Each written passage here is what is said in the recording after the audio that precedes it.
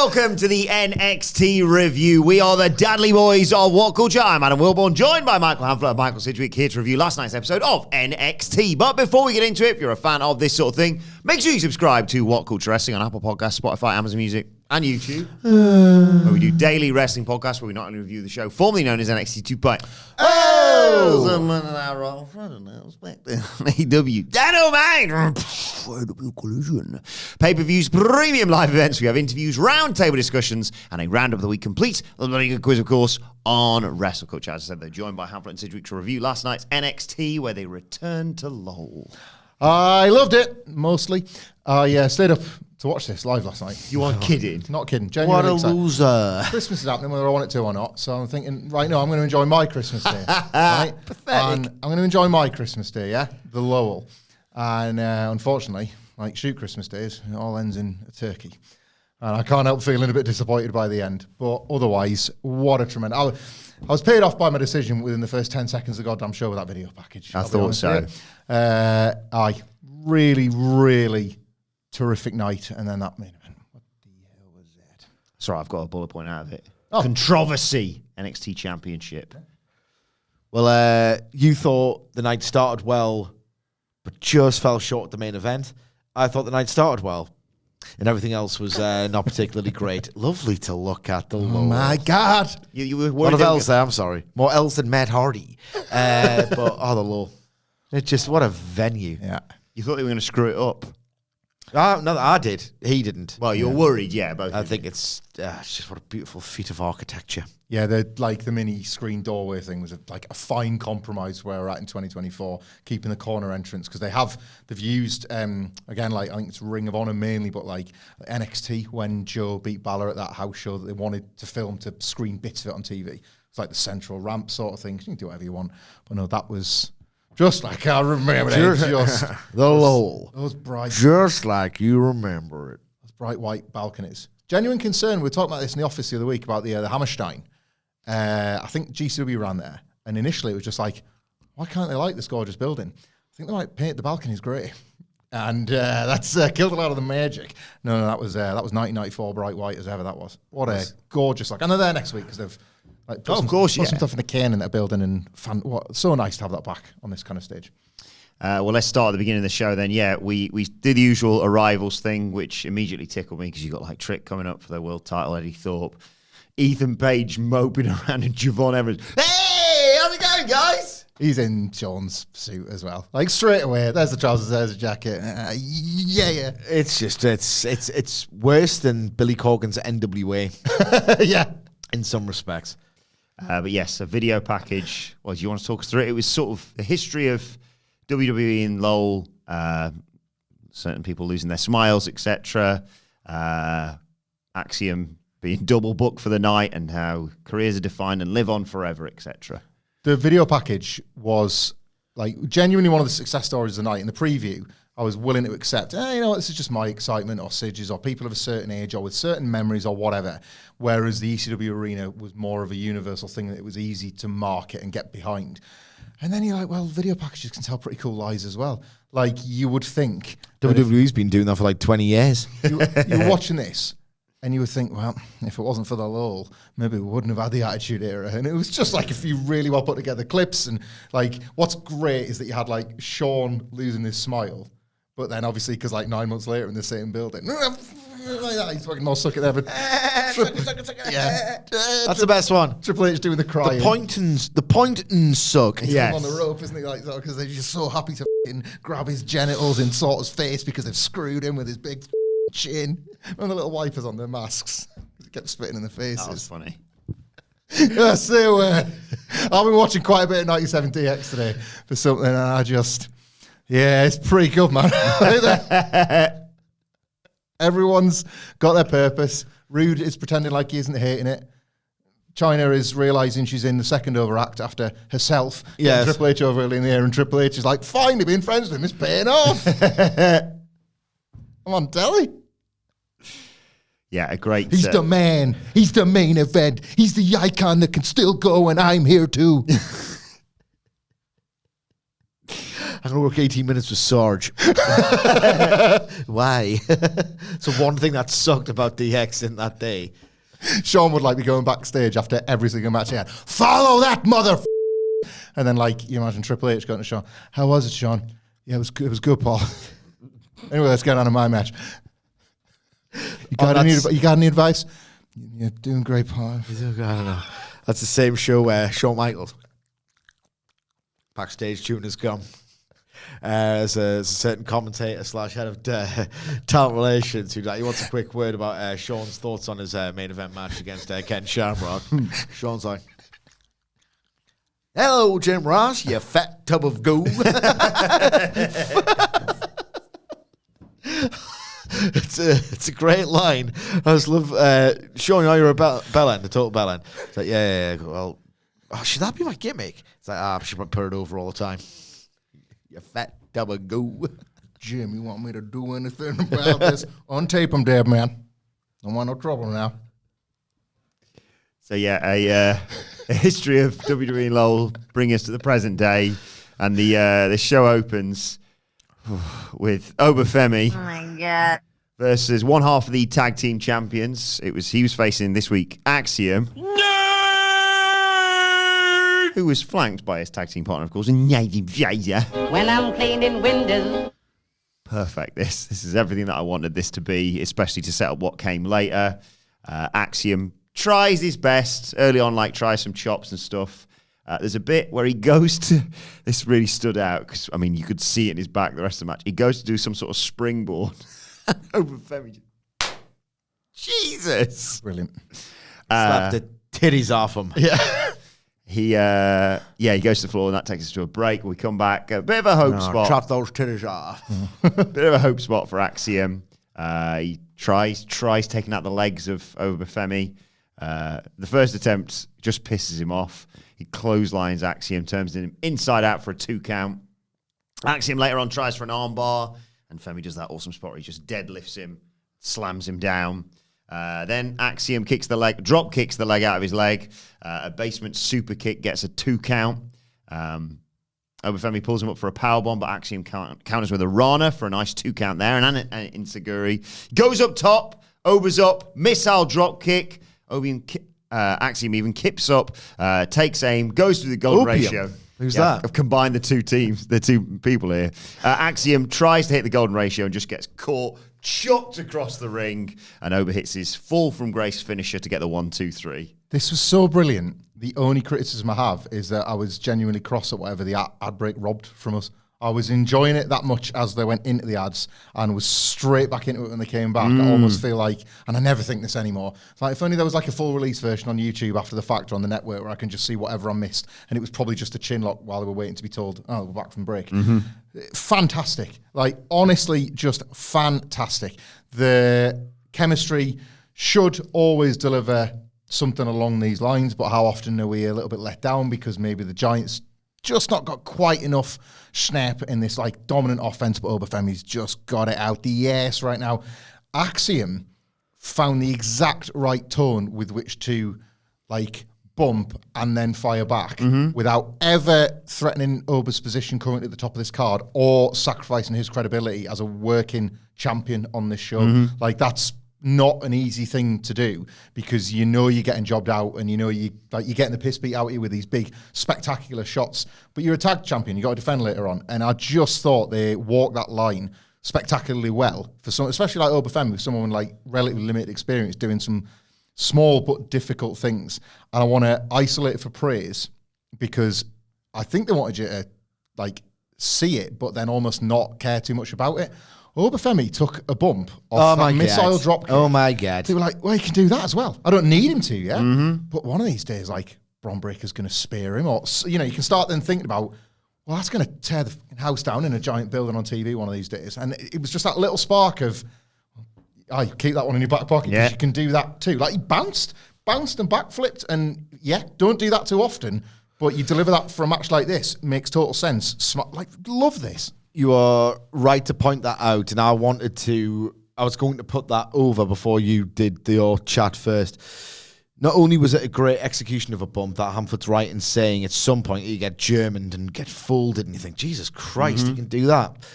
The perfect when to do it as well, because as soon as he took that bump, you're thinking, because he did such a great job of thinking, yeah, Axiom's very agile and he's great, but he's got no chance. Just when you think, oh my God, you're telling me there's a chance. And it's like, no, like that is when he got literally rocked, that he thought, I have to sprint to the finish here, just in case this little prick thinks he's got something on me or that he can move me around. No, that's just when he's killed him. That's when he's killed him. Couldn't have executed or timed or inserted that brilliant bump at any better a moment. Wonderful opening of this. He wins on New Year's Evil. God, I mean, he has to. You absolutely don't do the bollocks where they're trying to extend it or stretch it or use the fact it's a triple threat to pin Eddie Thorpe. They're going to do that. Or something like that. I hate that. They're doing that. Belting now. They're doing that, and they're going to run the singles back and stand deliver. You're right. Yeah. What Ober pins Eddie? Ober's going to pin fine, Eddie Thorpe. But weirdly, Ober wants Trick. Yeah. So maybe they should tell a story if he keeps trying to pin Trick. There's a way to do it delicately. My worry is that they use Eddie Thorpe's presence for the wrong reason rather than the right one. Ober's got to win. They'll delay it. They'll delay the singles, but I like to think, given that they know how much Oberfemi's got that honourable prey thing going on, that he wanted Trick Williams because he wants the best and he wants to beat the man to be the man. He's not like some snivelling, cowardly heel. I think they'll work it intelligently into the finish. This is NXT I'm talking about. Suddenly not so sure, mate. Speaking of Eddie Thorpe, he's backstage. He's talking about how brilliant he is, fooling everyone. And Sarah's just looking at him. It's like, oh, you're looking at me like, how could you do it? You'd be praising anyone else who did this. Anyway, in walks Ava. She hasn't got a surname. She's Rock's daughter, general manager of NXT. She's not in a good mood. She does a good during this. Doesn't do a good anything. She scolds him for taking a shortcut, but she says, look, contract signed, can't do anything about it. He basically says, why would I go through everything? Interview a deadline, work smarter, not harder. And you call me what you want because after tonight, you're going to be calling me the NXT champion. She, I think, delivered her words in such a way that it was like supposed to just be discussed over last week, but it instead sounded like she was getting interrupted, explaining that she'd come up with some stipulation to screw him herself, and that never materialised. So I think it was just bad delivery. nice on Ava. That's just hopeless. Hopeless. It's a great show, though. She doesn't. She's a character in it. A bad character on a bad show. Well, let's prove you wrong, because over the weekend we see footage of Carmen Petrovic chatting to Dion Lennox. Oh, this is amazing. Oh my This God. is one of the highlights of the show. She says, oh, man, Dion, I don't know what to do. And Dion's like, look, be honest. Adonistly, in fact. I watched the match. I watched it back again, and he did shove you out of the way, but he's trying to help you in that tag match. And she's like, oh, man. Feel terrible. Just watch it back yourself. I should apologise. Well, she doesn't need to now. She's been told. She's like, hey, Dion, thanks for that. Come here. Have a little hug as friends. Oh, God. What is the timing of this? Sean the Adonis walks in. He's like, what the hell's this? Y'all hugging, he says. Oh, I guess I'll go and hug all the other girls. Kissing all the girls, hugging all the girls. I'm bollocks to this. I'm up to text Nikita. Carl walks off and she's like, oh, man. Dion's like, man, I'm just going to stick to reading books and mind my own business. Oh my God. This was, This is absolutely. Can we be honest here? Like peel away these several layers of detached irony. Peel. It's going to take a little time. Peel. Absolutely atrocious. Like worst segment of the year to you, this. Easily. Like in terms of performance. I loved it. It was so so awful. There's no chemistry. There's no sense of people behaving in a way that would be vaguely realistic. Awful. Dion Lennox was human AI. Sean, how do I act? Clap or something? Man, I'm going to keep out of trouble and read my book. I felt so sorry for him. He didn't do anything wrong. You didn't feel a thing. I did. I feel everything for this storyline. I am living it every week. One of these crazy kids going to get it together, for God's sake. They're going to realise that they're in a position to start dating. Oh my God, what's going to happen on New Year? Oh God, who are they going to kiss? Who are they going to kiss? Oh my God, Santa's coming next week. Oh. Oh my I god. mean, to NXT, like, shoot, he's coming. They booked it. They said. Santa's booked. Santa's working. Yeah, no, he is. I've cancelled my holidays. I'm coming back in on Christmas Day. He's going to sit on his lap. Lexus Oh my King. god. Maybe. He's busy next week. Yeah, Alexis is working too. Yeah, but you can do double duty. I mean, Fraxium just did it. He could. Is he going to ask him on the naughty list or the nice list? Because, inside him are two wolves. That sort of. I couldn't care. Thea Hale. Maybe she I just wish we could have Chase Eubank or maybe Andre Chase. It's not Genie. I know, but anything's possible. He's Santa. If this was 2.0 era, they could have called it Santa's Grot. Santa's Grot. Lost opportunity. Oh! Yeah, it's worth watching this second. Yeah. It's so bad. Oh my God. Carmen Petrovich is hopeless at acting. Hopeless. So there was 3 Ava Rains. Oh, it's all time bad. This was. Great. Tony D's going to give the Riz a crowbar for Christmas. Yeah. Oh, God. Sure, he got one. I'm gutted. Yeah, but like a new one. And they do You get a new pair of slippers every Christmas. they do the reverse never do, wrapping you know. gag, and it's wrapped like a bike. He says, what is it? And it's Here's something where I'm thinking, if I disclose this, people think I'm as weird as you two. Your little childish trays and things and your little food habits. You've got your own childish tray. Don't be slagging us off there. yeah, Yeah, it's lived under the desk ever since he got me it. 12 full months. Should take it home for Christmas. Take it home for Give it someone else. You know what I wear for slippers around the house? Here we go. Surprisingly comfortable. Crocs. Tissue boxes. I was thinking No. of Kevin from The Office. Crocs is a good shout, but Like they do like furry Crocs now. Do So they? they've got with this, the slipper lining. Surprisingly comfortable for everyday use. not slippers, not actual shoe slippers, not Crocs. Not going to be like sliders or anything. Sliders? Pool sliders. No heat in them. They're just really comfy. No, not for me. They're sort of, I'm nipping to the shed or the garage. That's what the pool sliders are for. And be out by the pool, obviously. Pool sliders on holiday are a total game changer. Yeah. Total game changer. I haven't got any. Sliders. Doesn't go on I holiday. have no need for them. Yeah. Doesn't go on Mediterranean holidays. Yeah, but what happens if you need to like take the bin out? Trainers on. Do you put them Nah, but on you- where you put your feet in, but you don't put the heel in? Try and walk into them. Oh. as I'm Why walking does with them everyone out. do well, that? just put some sliders What are we? on. What are we like? Sliders on, you can walk normally. Welcome to this week's Having a Chat. Put some sliders on.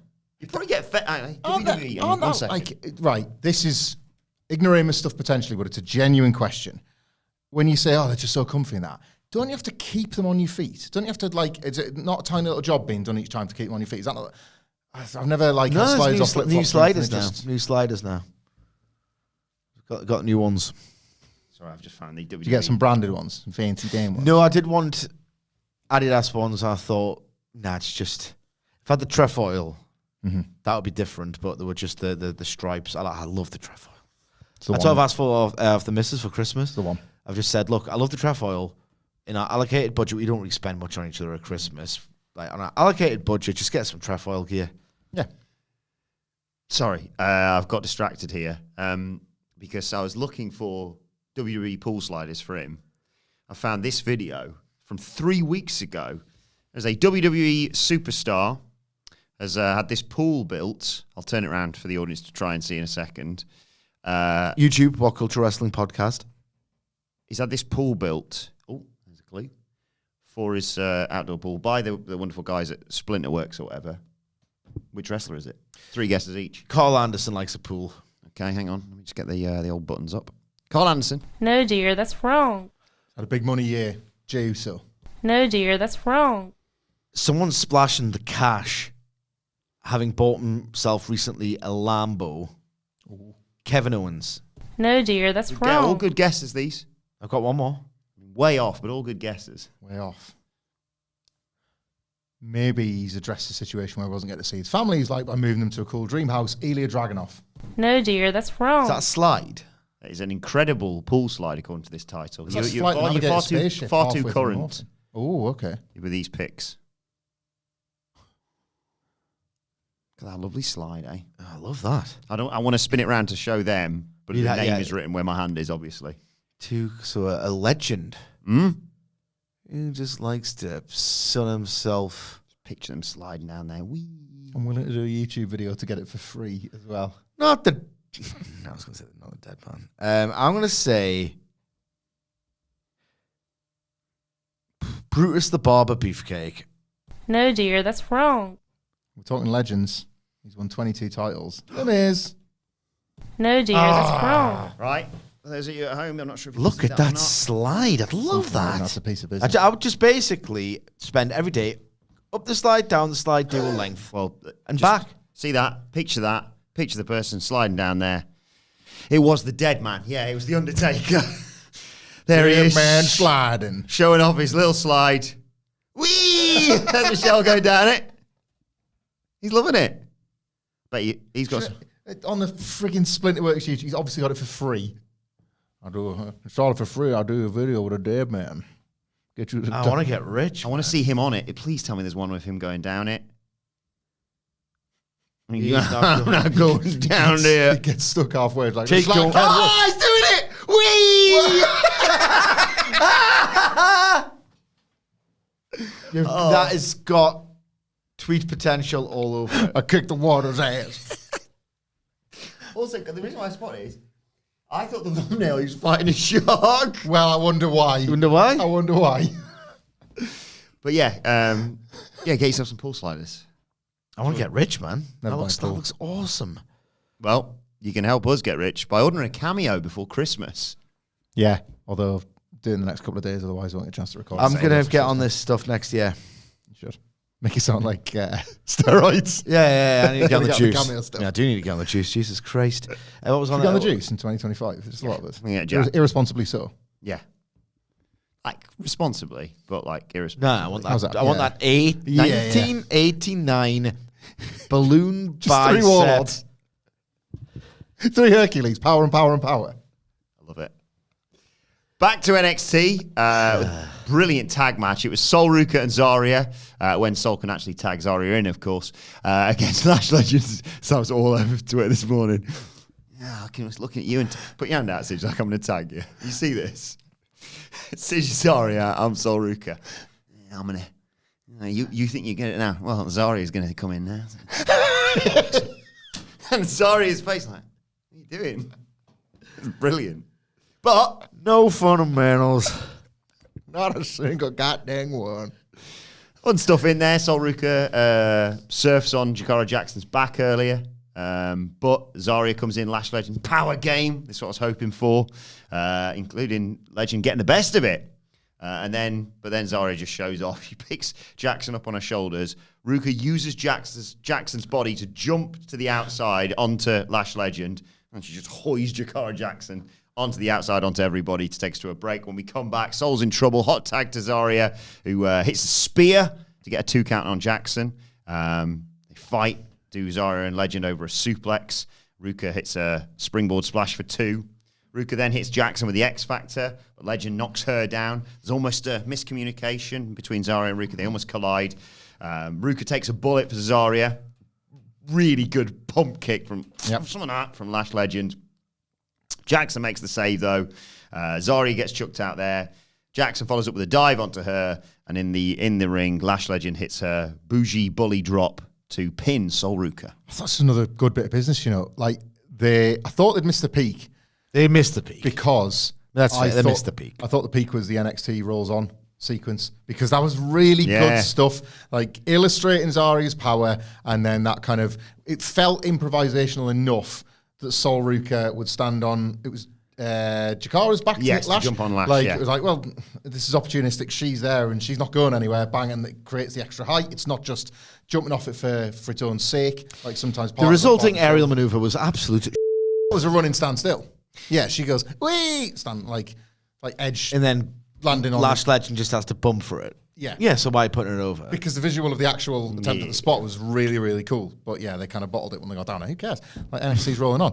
Yeah, so yeah, I want to roll. I'm with him with I it want to too. roll on to sleep. they come back and I think they've got nothing left. And then no, they did. That pump kick. Yeah, like Oh my god. I don't disagree with Sige about Zarya's late Beth Phoenix qualities. but I like the work.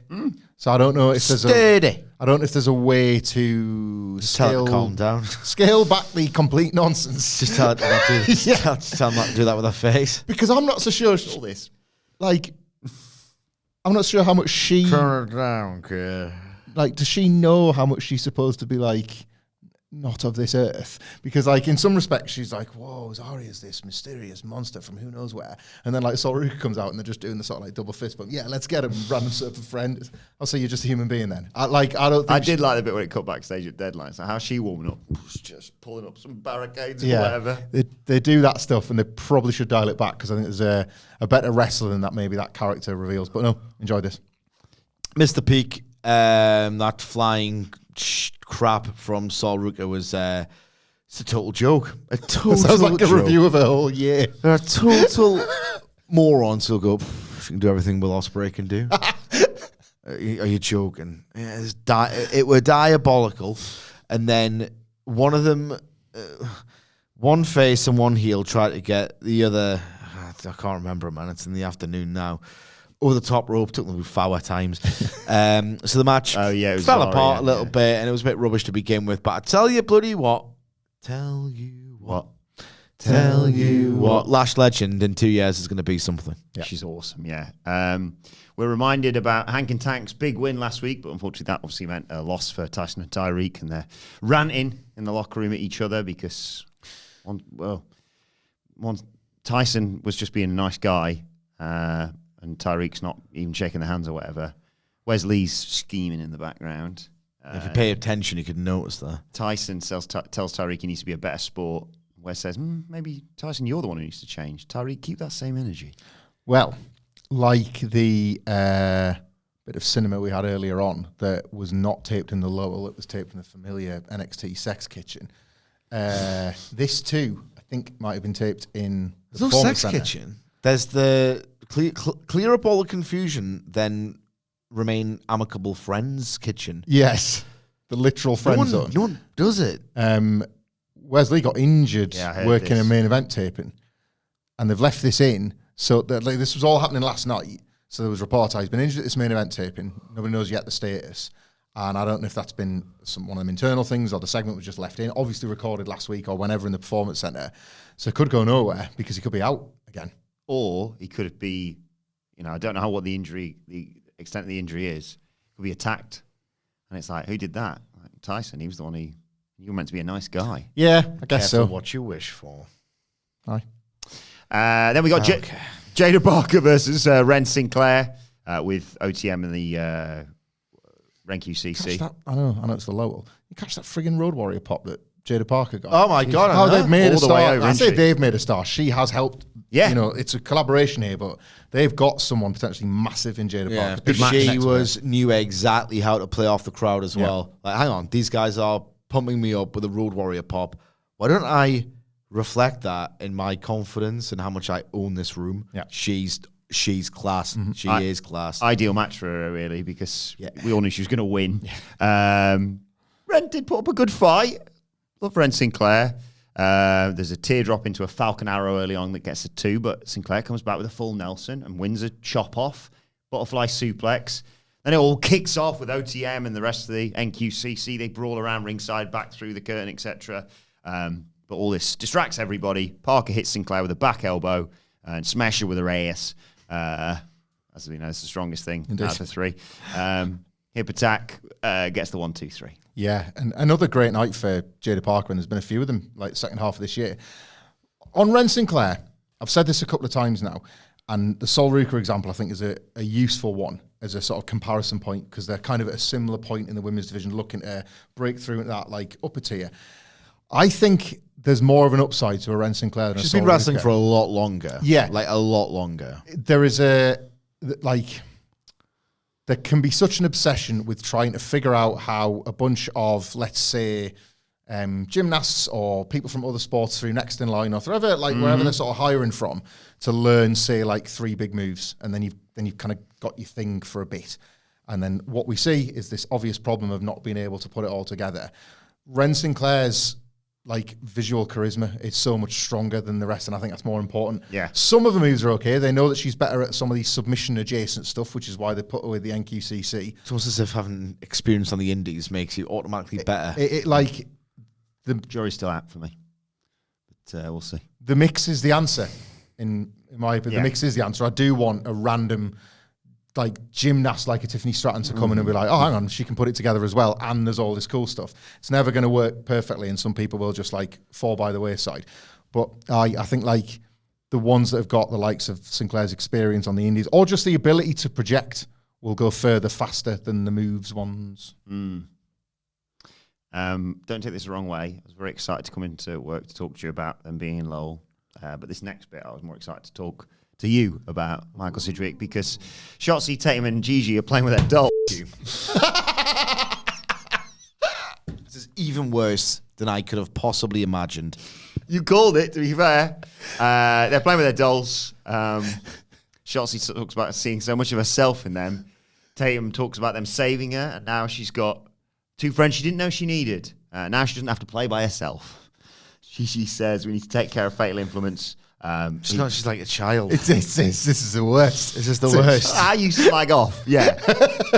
Poor Ashanti the Adonis and Carmen Petra and Dion Lennox, and this is on the show. Here's an I absolute... love this Wilbur. Please, guys, perspective. Yeah. As a novel concept, they both reeked of shit. No, one was questionable. One was just like drama that hooks you for the whole of the Christmas period. Anyway, yeah, Gigi's talking about fatal influence. Of course, if you're unaware, that is NXT Women's North American Champion Fallon Henley, Jasmine Nix, and former Toxic Attraction member Jay-Z Jane. More on Toxic Attraction in a bit, actually. Indeed. She's she's strong. She's got all these people by her side. And Tatum laughs and says, "Ha! We'll rip their heads off just like my dolls." I know you get it. We play with dolls. God damn it. Sure, well, never mind that. Shotzi says the phrase we all know. Obviously, Sid, you all say it. Everyone's saying it. Dolls out, balls out. What? This was honestly worse than you could possibly have imagined it. Like, these are grown women. I'm sure Shotzi's like 34 or something. You're in her 30s. 30s. I don't know how old she is, but Adults. old enough to know better. 32. Yeah. They were written and performed as if they were, one of them's 5 playing with dolls, and the other 2 are like the 14-year-olds who have just Saved from the bullies. solace from one another from the high school bullies. This is absolutely pathetic in terms of premise, execution, acting. I couldn't hate it more. I couldn't hate this more. Short list for you, Wilborn, I know, but is this the worst thing in NXT right now? Don't forget Rich Holland and Sean Spears and Ethan Page. I like Ethan Page. And Ashanti the Adonis. Ashanti the Adonis is great. This, I'd say, I care more about this because it's funny, because it entertains me more than Sean Spears, if I'm honest, right now. Sounds like he needs to hatch a plan to get back up them charts. I mean, you Sean can't. Spears actually is funny, though. We've seen this in Space. He's never said dolls out, balls out. That came all the way over. Literally nobody in human history has said that before. If that's, I'm going to see if that t-shirt's on the next shop. I've got you a Christmas present, dear. You know what you always say, dolls out, balls out. I got you some dolls out, balls out, bull sliders. Bulls out. Good stuff. Okay, it's all good stuff. Fatal Influence are watching this and aren't just going, as Sid would say, what? They're like, Sorry, they do that. I Cut. had too many bits going through my head then. They do that cut. Do that cut as well, where it's like they're watching the telly, and then it's like, why are they not on the telly now? Have they got a balls out, dolls out camera exclusively on their locker room? It's like, oh god, oh, it's on Jesus Christ. yeah. Look, if I do this, look. Schrodinger's camera. Yeah, they say we're better than them. They haven't got what we've got. But in comes Alba Fire and Isla Dawn. Great to see them back. No, there's hundreds of them. They're all going, they're all They say the babyface. Oh, that were diabolical. They project harmony whilst you, hang on, what was the phrase? Are giving turmoil. Are they baby faces or heels or what? Who could possibly They care? don't look Harbour like... Fight was in that tournament, wasn't she? They don't She's like... going to lose to Natalia. Are they then. still witches? Yeah, I think They don't look like it. that's how they get you. I don't know. Whose side are they on from these two? Well, exactly. Anyway, talking about the NXT Women's Division, there was a brilliant video on the NXT Spotlight sponsored video package thing, talking about the history of the NXT Women's Division and why it's the best, basically. And we see the Horsewomen, we see Asuka, Shayna Baszler, Rhea Ripley, Io Sky, Raquel, Toxic Attraction, Mandy Rose appearance, Tiffany Stratton, and now Roxanne Perez. It's all hype, obviously, for Roxanne versus Julia at New Year's Eve. It's not the case anymore, unfortunately. But there was a period where the NXT Women's title was by miles the most prestigious title in WWE. And this video package was a little reminder of that. Like, by a long, long distance, there was a period where that was it. That was where, like, the most exciting matches were happening, the best characters were being built. It's quite effective promotion should Julia actually beat Roxanne Perez and this be it. They've made that feel like, the main event of this show made me think that Roxanne Perez and Julia should main event New Year's Evil, which is why I've got a tiny doubt about Obafemi getting it done there. Okay. Would they not want to crown him as the last thing of the night? Because, I don't know, this feels bigger currently. Yeah. Because the main event title picture's a mess. Get it on Oba ASAP. Yeah. Right, then it was time for the tag team title match. Second match of the night, of course, for one half of the tag team champions, that being, of course, Axiom. Collapsed as they walked through the smoke for their entrance, flanked by Nathan Fraser. When I'm cleaning windows. And Sid, their opponents, of course, Gallus. I was real worried when I wasn't. Axiom was in trouble and just Gonna get a main event when they lose these titles. taped up. And obviously Nathan's wearing the And face then guard Gallus as well. wrestled. I'm like, call an audible. Even if you've done the decision to strap them up, just call it. Just peel the belt off. Don't work me with the swanton, Barry. I'm wise to this. Gallus dominate, obviously, because he's effectively 2-on-1 because Axiom can barely get in. He does come in and fire up at one point, but he's too hurt to make a dive. Wolfgang hits him with a spear to take us to a break. When we come back, they're working over Axiom. But he gets the hot tag to Nathan, who runs wild, flies all over the place. There's a springboard moonsault into a reverse DDT on Wolfgang. Frog splash onto Coffee. Wolfgang has to jump in to break it up. And they manage to hit their finisher. I think it's called the Howling. Axiom has to make a diving save to save his partner, Nathan Fraser. Golden ratio to... When I'm cleaning windows. Golden ratio to Coffee. That's what amigos are for. Nathan jumps on Wolfgang's back, but oh no! For a very brief second, I went, not this way, not against this team, because Axiom accidentally hits his partner with the golden ratio, but actually I can make this all right. Canadian Destroyer to Mark Coffey. They didn't know what's he called? Vic Joseph? I had no idea. 3 seconds delayed reaction. Canadian Destroyer? Yeah. Bump looked. I've seen some terrible Canadian Destroyer bumps in my time, and that was pretty much up there. Vic, what do we call it, that one? Meanwhile, Booker T, Booker T, the cheeky bastard. There was I can't remember which match it was, but Vic Joseph a split second stumble on the word a building or billing or something like that. Whatever it was he was trying to say, he didn't quite do it. Let's say it was billing. And Booker T went, it's billing, Vic. It was like, you're correcting people on words, Booker T. I'm sure Vic as well, yeah, thanks, Booker, I just got a bit excited.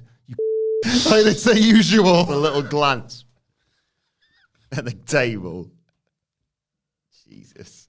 Yeah, so after that, Wolfgang gets a poison rana from Nathan Fraser. They're all down. Fraser and Wolfgang fighting on the turnbuckles. Blind tag by Axiom. Spanish fly. He then dives out onto the Coffey brothers at ringside. And a Phoenix splash from Nathan Fraser. They retain their tag titles, thank goodness. Good stuff. And dramatic, thankfully for the right reasons, not just the, oh, please not Gallus reasons, which has been the case in the past. A lot of people online will tell you that Fraxium are the best. You keep looking at something. Sorry, I feel like I need to tidy up that corner of the studio.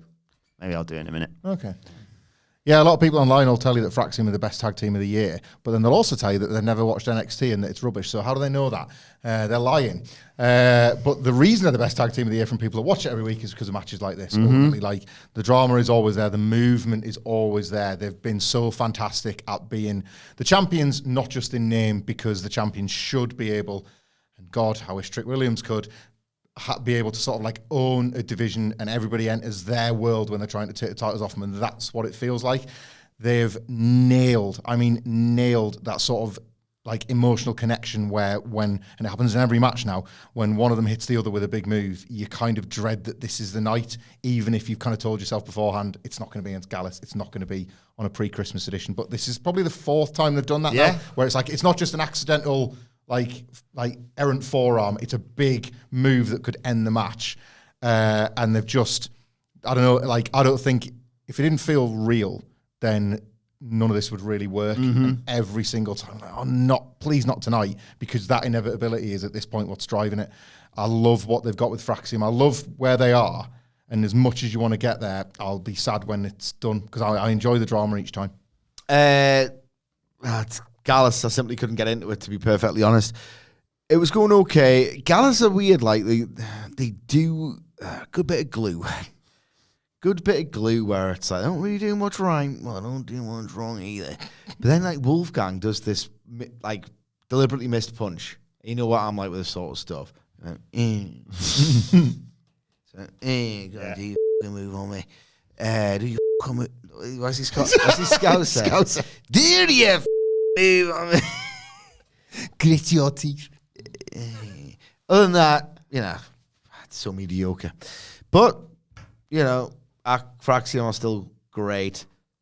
So if you take Fraxium, who are great, and Gallus, who are mediocre, you get pretty okay in between that.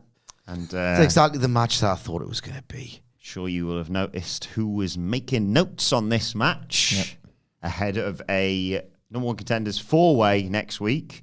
In that will be the brilliant Tavian Heights and Miles Bourne, Hank and Tank, OTM, Bronco Nima and Lucian Price, and the guys who were making notes, who should be the ones to end this title reign. I'm talking about Stacks and Luca Crustifino. I love them. And I was like, well, if you're showing them out of the 4 teams, ipso facto, number one contenders, therefore... Let me just love this show and Shawn Michaels so much. Ipso facto, can I have what I want, please? Yes. Well, of course, Santa Claus as well, they announced is coming next week. Actually, oh God, that reminds me. Oh God, perfect timing. One of the Christmas presents I ordered is just being delivered downstairs. I better go and sign. Sorry, Mario Phil can... That's the worst timing. They might have their headphones on and they might not hear. That is, you know... That does happen, actually. Yeah. It does happen too much. I'm going to tidy up this happens too much. All this stuff over here. I always forget there's a door in that corner over there.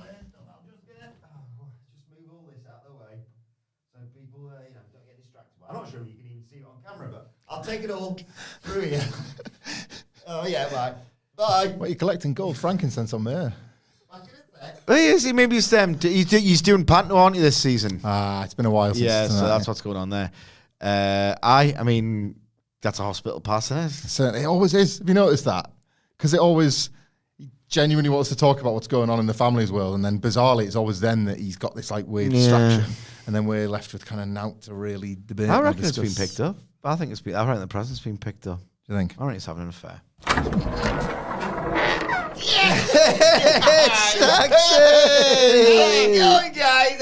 All right, wouldn't want to be well right now.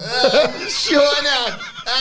Hey, it looks like we could do some better referees in NXT, huh? Indeed, what the hell's that main event? Where were you when they needed the Stacks? Exactly. Well, I was making notes, not sure. But, what were you? I was interested in this, Stacks. So, what notes were you making? What, like, describe Fraxium and the notes you took on that win? Quick. So you gotta watch out. They're fast. Those guys. How are you gonna strategize against their speed? Hope they Not to sound like Matt Striker.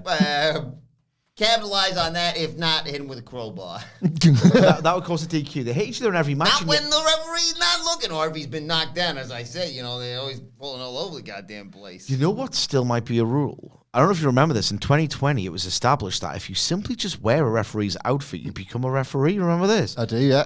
Bailey. So just want keep your eye on there, Stacks. I've got one question for you here, Stacks. Obvious one for you, I imagine. Like, there's only one family in wrestling, right? Of course. Why are you wearing a Bloodline Christmas jumper? I just grabbed it on the way out from the Lost and Found. Got you, yeah. I got soup on my other top. So See, What kind of soup? tomato. Bit of turbulence. Yeah, well, I can't go dressed like that to see the guys. Fantastic. A Bloodline Christmas jumper. Just like my bullseye one that I sometimes wear. Yes. I don't even know what the hell that is. Anyway, Sid, I've never asked this question before. What's the deal with Christmas, huh? Christmas? Well, it's sort of a secular and non-secular a holiday in which you can either celebrate the birth of our Lord and Savior Jesus Christ, or if you don't really care or believe, you can basically congregate as a family, hope that between all of you, you've been well behaved enough and in the spirit of community and just being good for goodness sake, that you'd be rewarded by the wonderful Saint Nicholas, the bounty of presents.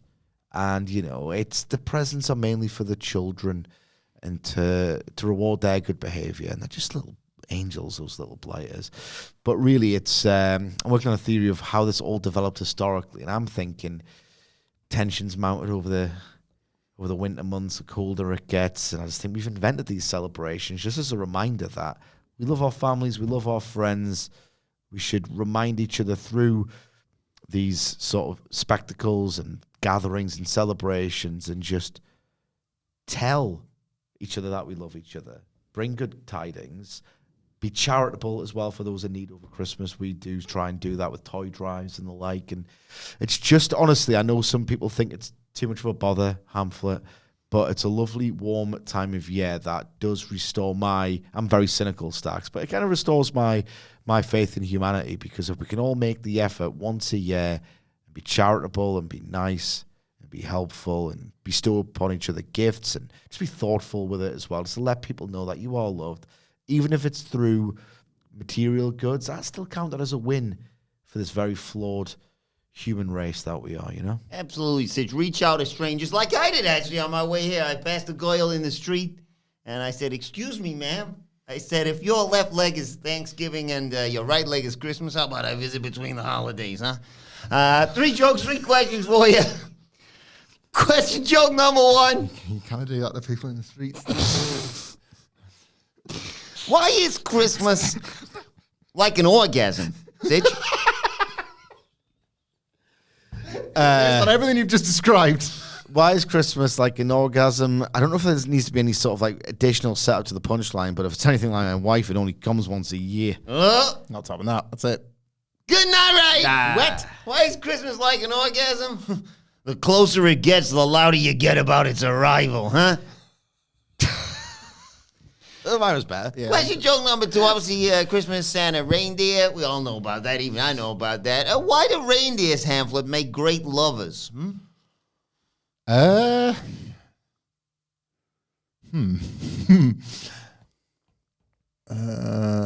do we know about?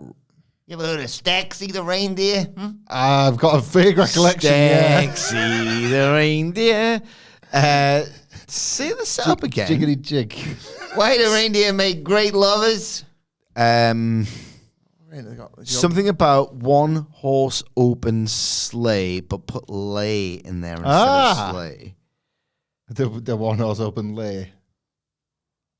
What else is going on with a reindeer? Rudolph's got a red nose. The rest of them have got ant. I only know Donna from Kebabs. There's Dancer and Prancer and Blitzen and Staxy. Reindeer. Stax. All right. I don't know, Stacks. I'm not. Oh no, it's open late. One horse open sleigh. Hung like a horse when they lay. Yeah. Good night, right? Why do reindeer make great lovers? Their antlers give you something to hold on to. Come on, Stacks, that's class. Come on, Now, Siggy, we know that Santa sometimes does like naughty girls because they still ask for toys for Christmas. But why doesn't Santa like naughty women?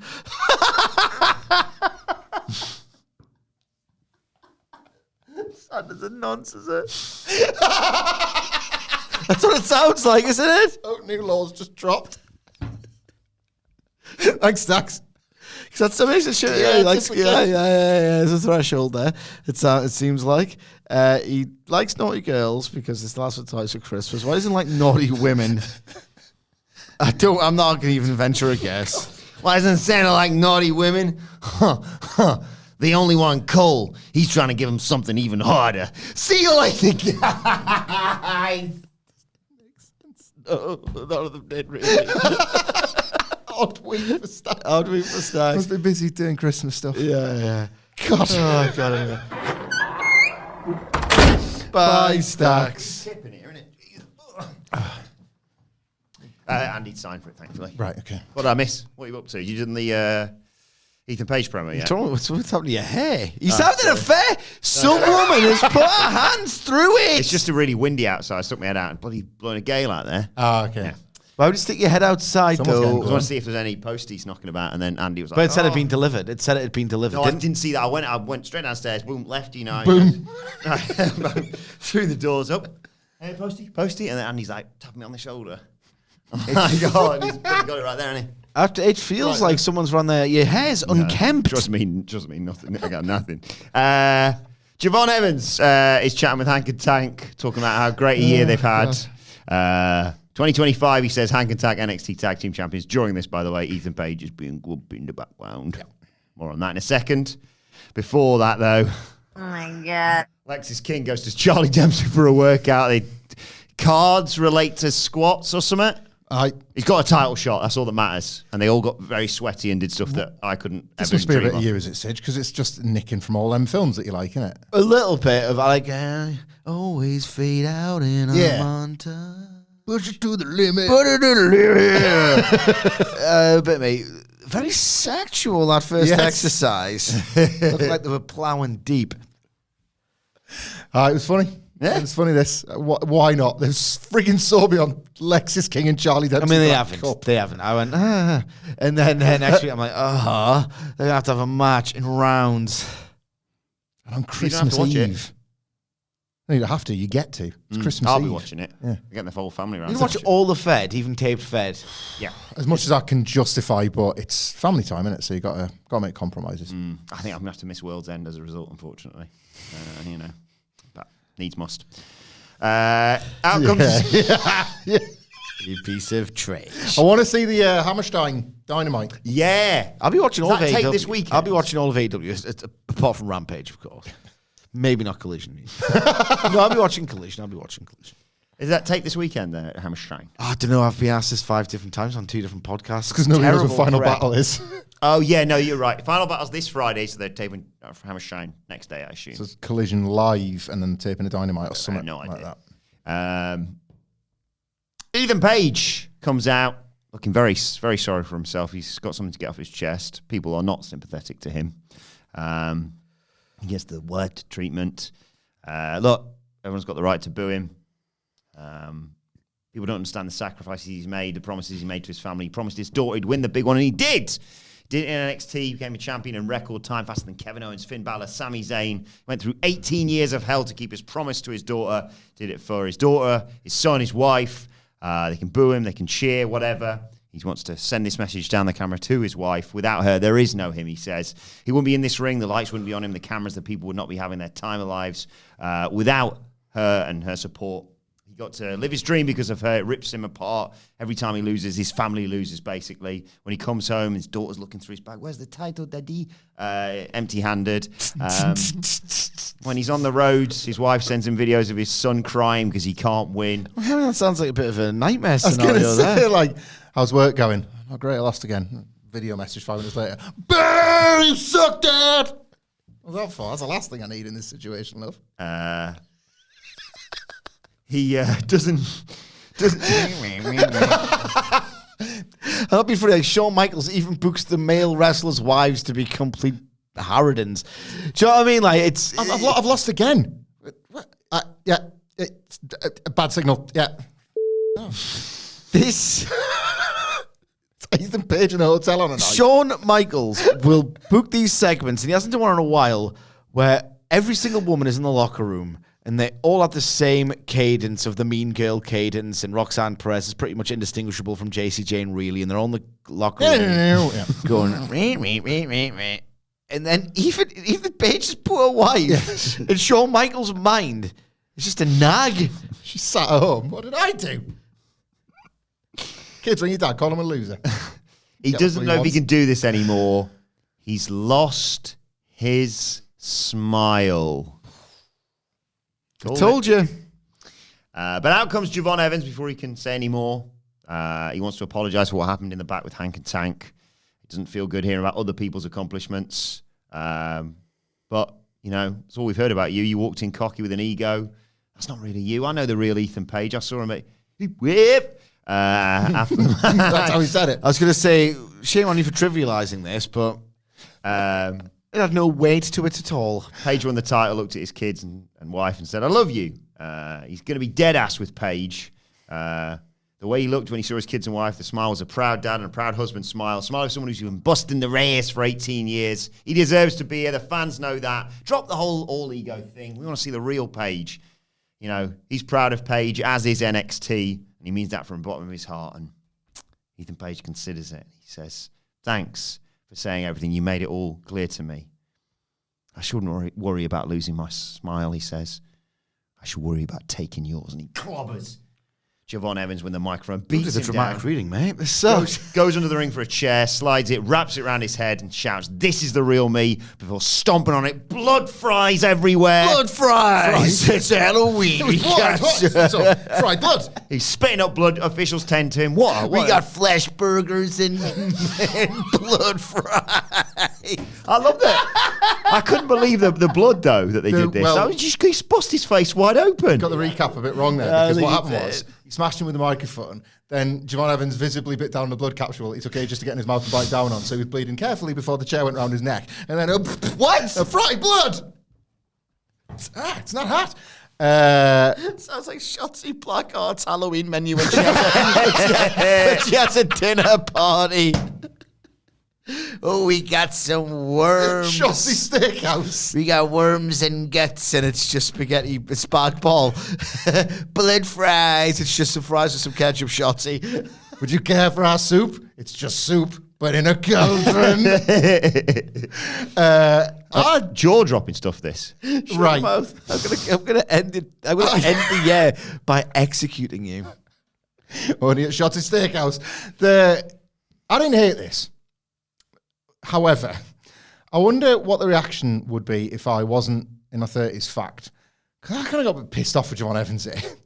I was relating He's getting too a much. bit annoying, isn't he? Yeah, I was relating a bit too much to Ethan Page. Just don't patronise me, little. You don't know the first thing about being a dad. You're 20. You've got it all to play for, and your class. Like, I just again, like 20-year-olds might have thought, "Oh, chill out, Ethan, mate." Like, and just watch this and taking it as it was meant to be. But I was a bit like, I don't feel like this. I'm feeling how I'm supposed to be feeling here, and then I was like, yeah, stick it on his head. Time to learn a life lesson. Weren't even born on WrestleMania 20 happened. There's a chair around you. No wonder you don't know what I'm getting at. You weren't alive for the original reference. But, you know your boss at work, Shawn Michaels. He was a wrestler, right? And but effective. Like I've seen effective at all. No, but you think what you're forgetting, Sidge, is that there's complete liars on social media, and I've seen the blood spit getting shared loads today from people that haven't watched the segment or indeed the program for a year. So I think that spot, like WWE uploaded it as graphic. like fried blood. This is absolutely piss poor. Shawn Michaels needs to stop jerking himself off. There's more to come in the main event. Oh, nah. God. You book NXT to get chinned by 9 Marines. Those 9 Put it out of its misery for a few months. 9 cheerleaders in Syracuse.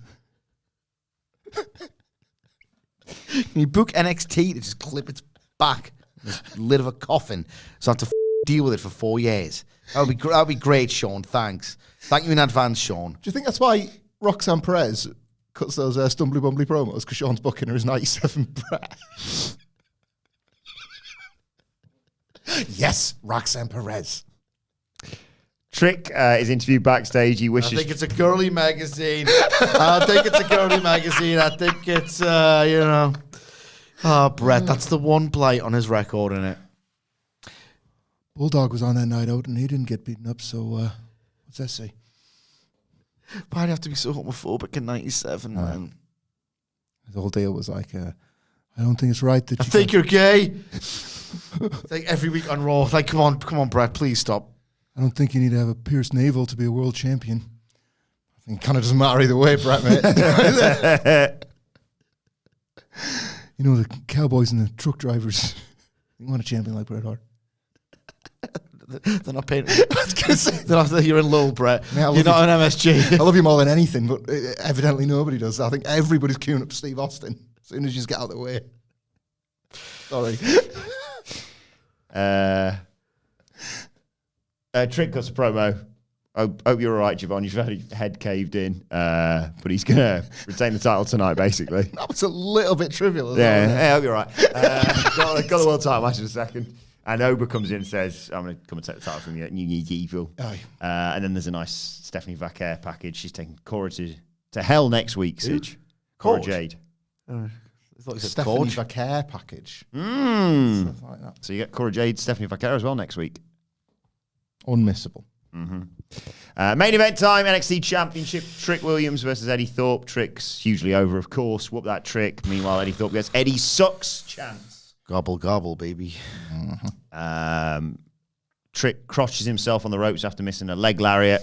Thorpe shoves him off the apron as we go to a break. When we come back, Thorpe's working him over, but Williams fights up. Hits a rock bottom for 2. Thorpe fights back and gets a 2 from a suplex. They trade some kicks. Thorpe hits a nice backbreaker on Trick Williams. Tries the implant DDT, but as he does so, the referee gets dropped. No one there to count it. He's got the visual win. Second ref comes out. Trick Williams schoolboys Eddie Thorpe for a 2. But Thorpe comes back with some running kicks to the face. But as he goes to the third one, Trick nails him with a trick shot. Collapses on top of him. Both refs come in, slide, do the count. Now you've got both men's shoulders on the mat. And I think Eddie Thorpe's foot's pretty much underneath the rope as well. And so the 3 count, bell rings. But who's the champion? Controversy reigns here in NXT. Ava comes down. It's all kicking off as the show goes off the air. Beware of dog off the tick list. The Shawn Michaels. Yeah, you need to get a bingo card and tell me what's left. This was a bad match. This was a bad match, and it was a bit of a reckoning for me, I think, of waiting for the good Trick stuff to come that simply never does. And there are all different kinds of opponents that Trick Williams has failed with, and I think that's the problem. It didn't just dawn on me here, but it's a sinking feeling during the Ridge Holland stuff. It was a sinking feeling during the Pete Dunne stuff, actually, because it was like, well, on paper, that's the kind of wrestler you put somebody like Trick Williams with, just to sort of, he's going to learn so much from him. It's like, you might be bored as watching it, but he's going to learn so much from it. Has he? And nothing's getting better. You might have single-handedly closed in on the swear counter in this podcast. It's partly out of enthusiasm, partly out of frustration. It was that kind of broadcast to me. Like, the Trick Williams... He gets swearier the more stressed you get in life as well, I've noticed. This time of year. Like...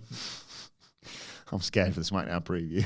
I'm too perceptive. Underreported story of 2024 is the mismanagement, mishandling, and fall of Trick Williams. Genuine. This time last year, inevitable NXT champion, riding a massive high off the incredible Iron Survivor. Yeah. Like, the Fued was as realistically as hot as it was ever going to get, because the big matches hadn't hit the ring yet, and we kind of knew that the matches probably won't match the story, but it's fine because they've elevated guys here. It's kind of all been downhill from there, truthfully, and this match sort of summed that up. I thought it was just like a lot of really sloppy and indifferent stuff. Zero. It's such a thing like 0 intent. I'm way more patient about that, but when it's just there, Oh, God. you cannot avoid it. And I'm pretty sure, and I'd have to watch it again because this was like, whatever it was, 2:45 in the morning or something. If you can ever be asked, you never will, to watch this back. You know, whatever the setup is to knock the referee out, there is a point just before that where they're kind of doing some like indistinct waistlock stuff. And I'm pretty sure they were, all three of them were out of position, referee included, and had to call on the fly a knockout spot. And it didn't go ahead, and it created this delay. Again, total speculation on my part. It's just, you see enough wrestling, and sometimes you get the beats things, and you're going, oh, the ref's getting knocked out in a minute. Oh, he hasn't. Move. Oh, the ref's been knocked out, and it's all, something goes in there. And then if you look, Ava comes out, the show goes off the air, chaos, turmoil, whatever, and then they shoot an angle after the fact, which, to be fair, they did on Saturday night's main event, but they shoot an angle where Eddie Thorpe and Shawn Michaels get into it in a shoving match again. And that felt way more like how this show would go off the air rather than this confusion reigns. And I wonder if the time was lost because of that delayed ref bump. It was just my perception of it, but it was like one of many things that fell apart. The pin looked crap. Awful. It's on Trick Williams for that stupid fall. Eddie Thorpe being on the rope was probably by design for his argument of, well, it shouldn't have been a draw. That's my kick out. He's getting pinned. I should win this. You kind of need that to make sense. But I kind of hate that finish anyway, but when you do it, you should find a way to be a bit more, a German suplex or something where your shoulders are flat because you're knackered, I don't know. But Shawn was great at it, and it's yet again one of his like Roy Keane School of Management things where it's just, we'll just be as good as I was at football. Shawn, mate, I can't make this look convincing, can you help? The amount of times in NXT this year that they've done the whole, I don't know I'm getting pinned, or I don't know I'm doing the pinning. It's pathetic. This brand is pathetic, and you should be holding it to account for the diminished returns. Disagree. Let us know your thoughts on NXT in the comment section below. I never learned my lesson because at times this LOL crowd was really up for it so much more than the crowd at Deadline. Wish this crowd, I wish Fraxium versus NQCC happened on this show because this crowd were really good, like for Jada Parker and then for the Axiom match, and then Trick comes out, he gets that superstar reaction, and I like it. And then the match happens. I'm like, oh, for fun. It's. I've done the thing of for years. As soon as I clocked him, star. Let me think. Star. Everyone mean it's not an inside. That's the whole thing. It's not an inside. So he's got it, so he's a star. And you see him work the first couple of times, and yes, he's doing it for the first time. You're like, well, get him to the LA dojo. I don't think a Puro excursion can save him. Maybe it could. I would do it just to see. Because it can't hurt. It's going to help in increments. I hope he's going to take over at the start of the year. Yep. Might as well, yeah. Might as well. I mean, but like, yeah, you can do this, but like, you might have that. There are other wrestlers who work for, let's face it, competent promotions who have the opportunity to work a lot and who work against far superior professional wrestlers than Ridge Holland. Here's an example of why this, it's Puro excursion. One of these quick fixes that, people like us sometimes say, isn't that easy? Look at Shota Umino. More like bed Umino, because my God, he's an absolute void. Yeah. He doesn't have what Trick has, and that's just that exuberant, room-owning charisma. Everyone wants to be that guy or like that guy. Or get wowed by that guy. Shaw doesn't have that, but he's got the same thing as Trick in the ring when he enters the ropes. And it's just like, right, let's robotically go through all this then. If Trick cannot feed off that crowd and just get, if anything, it would be better if he was a bit reckless and stiff and didn't know his own strength and was a bit boisterous and exuberant. He comes in like that waistlock spot that like Hamflett pointed out. That was the thing that I was like, oh God, it went from bland to crap to actively crap. Tries to like go, here's my lariat, on my strike, my punch. And Eddie Thorpe goes, does the waistlock. It's like, lad, just wrestle. Sucks the wind out of the crowd so often. Like these matches, that's what's happening, and that's what matters as well. Sick of it, man. Just